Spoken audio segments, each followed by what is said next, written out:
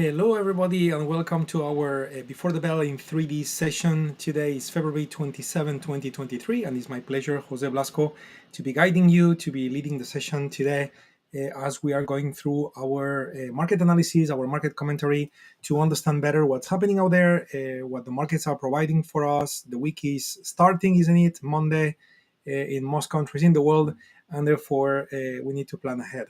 So, as we are getting started, I would like to also highlight and share on the screen the link to our Before the Bell in 3D news letter, which contains the information, very similar type of information as the one I am about to cover live with live real charts. But it's always handy to have it written, so you can find it in our Trade with UFO page on LinkedIn. The way we approach looking at the markets is what we call a 3D approach. We're going to be looking at 5 markets from those 3 different angles, which I will be discussing as we do it live. And the first market that we're going to look at is the S&P 500. I will use the chart of the S&P 500 futures for this analysis. So here we go. We got the S&P 500 chart. I am using a daily time frame in this particular case for this market commentary. And as we can see in the bottom part of the screen, we can see that we are dealing with a red climate. I am also noticing that maybe some of the captions on the screen are kind of hiding what you need to see, which is the climate. So the climate, as you can see, is a red color. And that means that we are in a down climate in the case of the S&P. Now, having said that, this climate has been running for 6 candles, where statistics suggest that 3 candles on the way down is a normal thing to happen. We are getting that from a tool called Auto Climate, which, by the way, is available for free on our website. So you can go ahead and take a look. And with this tool, basically, not only we get a directional indication of what the market is doing, but most importantly, we got stats that tells us more about when the move is likely going to stop and turn, or if it's too soon or too late to get in based on statistics.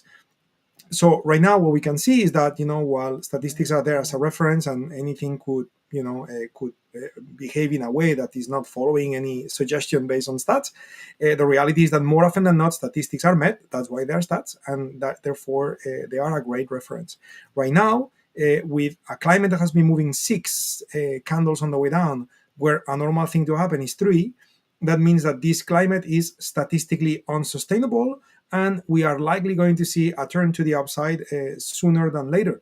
Having said that, there is a concern. And let me show you that also by pointing out the values on the newsletter, so you know where to find that information for yourself. So market climate is down on the case of the S&P, isn't it? But also, the concern is that the buy on field orders, stands for, UFO stands for on field order. The buy on field orders are located at 3480. Okay, the sell on field orders are located around the corner at 39.74, which is more or less where the market is trading at the moment. That's where the sell on field orders are. But notice how the buy orders are located way much lower down, located at 34.80. In other words, while the climate is supposed to turn and move in the opposite direction based on statistics, the reality is that there is not much to stop the climate from continue falling, and we may end up having one of those crazy extension of a climate like it sometimes happen. And the reason why moves can be such exaggerated is because there are no buy on field orders on this particular market anywhere close to the current price. So again, this is something to watch. I would say that if you were planning to get short that market, you are late to the party. But certainly, if you are short, there is a potential opportunity to get to a much further away target. Now, we covered 2 of the dimensions, the climate and the UFOs. The third dimension has to do with volatility. So we are looking at volatilities of 54 points a day, 119 points a week, or 248 points a month. And that is either up or down, because this is volatility. This tells you speed of movement. So how far or how long it's going to take to reach those particular targets that you set on your trades. Again, this is a very good reference to use. How do we know about those values? Well, we extract those values from the options markets. we kind of reverse engineer, if you wish, the options pricing models, and by using the implied volatility built in the options contract, so we can extrapolate what the expected moves are. Again, the way I phrase it is a little bit of an oversimplification, but I think it's a good one, a good way to think about it. Crude oil is the next market that we're going to cover. And I'm going to go back to real-time charts. So we're going to look at crude oil. Now I'm going to move a bit faster, okay, because I have explained what are the three dimensions: the climate, the UFOs, and the volatility. So now I'm just going to be pointing at it. Last week, we were looking at crude oil with buy-on-field orders. So these buy-on-field orders got crude oil to go back up. We talked about the sell-on-field orders that were very close by and probably would generate a movement to the downside. So we seem to be approaching that. And we are in a down climate, red color, that has been running for 5 candles, where a normal thing to happen based on statistics is 5 to 6 candles. So in other words, we may still have another leg down on crude oil, but look at that, very similar to what we saw on the S&P. There are no buy on field orders until we get to 60.77. So in other words, we may have another very extended move to the downside on crude oil. Down climate, buy on field orders 60.77, sell on field orders around the corner at 77.25, and the expected move is 1.8 points a day, 3.96 points a week, 8.23 points a month, either up or down. So again, one of the markets we will analyze in just a moment is the dollar, the US dollar. I'll first look at gold, but then I'm going to look at the US dollar. And again, we will see a specific type of setup that we have on the dollar index. And if the dollar was to push up, guess what? All those markets would fall. And since there are no buy on field orders around, again, we may be in front of very severe market volatility. Okay, but we need to see that other chart with the dollar index for this to be properly understood. Next one in line was gold. So let's talk about gold. Going back to the newsletter, if I scroll down a little bit, here is gold. So gold is giving us a down climate with sell on field orders at 18.24.8, buy on field orders 17.84.2. So let's take a look at that on the chart, real time. So here is gold, and we are dealing with a climate which is extremely overextended. 16 is the duration of this climate. Statistics suggest 5 to 6 is a normal thing to happen. This is almost 3 times more than that. In other words, we are talking about, like you could call it a 3 standard deviation, which is extremely, extremely unlikely. Now, in this case, I would say that gold is very close to this green UFO. So if gold does stretch a bit more, we may get a very severe turn in price in the opposite direction. Okay, so we'll see that happening in the following days. Something to watch for, knowing the location of the on-field orders, which identify likely potential turning points, and combine with the auto climate that tells us what's the market condition, in this case statistically unsustainable on the way down. So we may have that strong turning point sooner than later. Speed of movement 16.69 points a day, 36.75 points a week, 76.50 points a month, and that is again either up or down. This is speed of movement, okay, direction, turning points, all those things. We talked about it with the UFOs and the climate. In this case, I was just mentioning speed of movement. Next one in line is the US dollar. Okay, and here we go. This is a very important chart for us to understand. So the US dollar is also doing its very much statistically unsustainable thing, which is a blue climate, which have been running for 16 candles, where statistics suggest 5 is a normal thing to happen. So this is kind of like the mirror image of gold. And of course, gold is priced in US dollars, so not that big as a surprise. But the difference between gold and the US dollar is that gold got green UFOs below price, where the US dollar has no red UFOs around.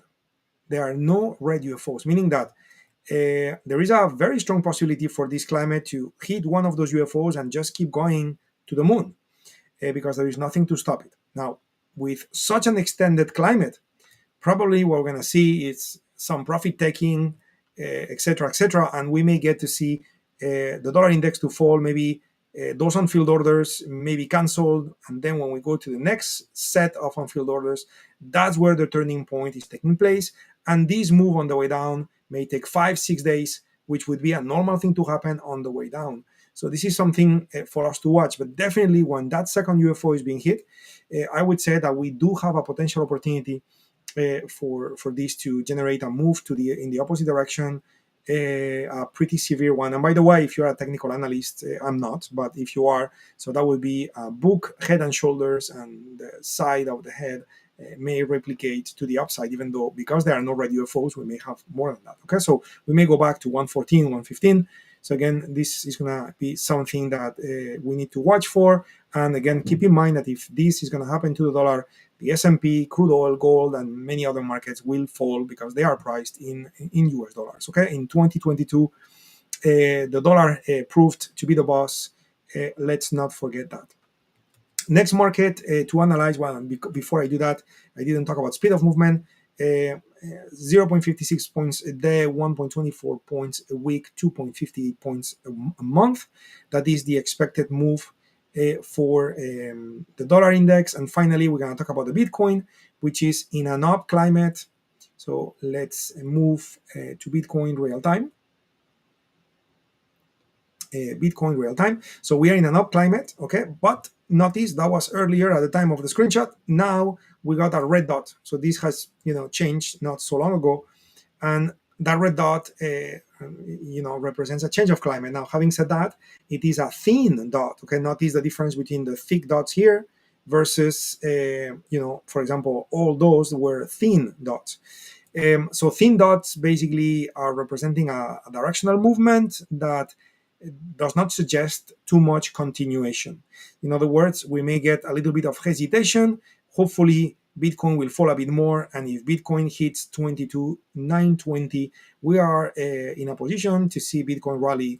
And if Bitcoin does rally, so the next UFO is located at 29,000 plus, and that would be definitely something that, statistically speaking, seemed to me to be reasonable as an expectation, because you would go from a red climate into a blue climate, and therefore you could benefit from a full climate propagation from the very beginning, and that it's potentially powerful to bring Bitcoin up from 22,000 plus to 29,000 plus.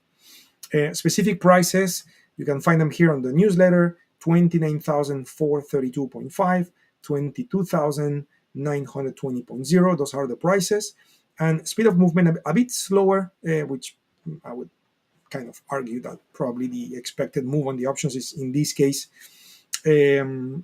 making the options to be a little bit underpriced, because 768 points a day, 1,691 points a week, or 3,500 plus points a month, that would not be enough to reach 29,000, which based on auto climate is doable. So again, a little bit of a contradiction there with what we extract from the options prices on Bitcoin versus what the technicals suggest by analyzing the chart. Keep in mind as well that derivatives on cryptocurrencies are over-the-counter products, and often the level of reliability of implied volatility, or even the prices of those assets, it's not as accurate as in this case, for example, the bakkt Bitcoin, which is the futures contract that trades in the ICE exchange, and obviously that will always be more reliable than derivatives on crypto assets, which trade over the counter instead of in an exchange. Okay, so keep that in mind, and that's why I made this point.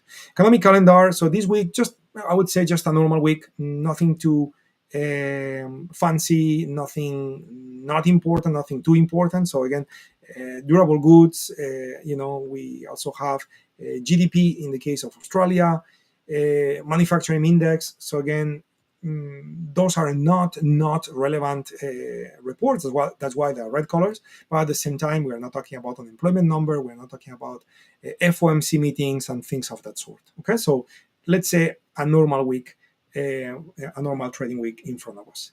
And as we are concluding now the live session, guys, I wanted to point at our book, our Mystery to Mastery series. Forex trading. You can find it, on our website. You can find it on Amazon and many other places. You can buy it on paperback. You can buy it on ebook format as well for as little as $388, and that also grants you access to our Forex course as well as 3 months of our technology auto UFOs. So I guess those are pretty powerful tools to help you do better in your trading. With all of this said, it's been a pleasure for me to be part of this session. I see your message there, Digest BTW7. Thanks to having you with us. Pleasure everyone else as well. And if you're watching the recorded, also a pleasure to having you attend this session. And hopefully this session is helpful to you when it comes to doing your market preparation.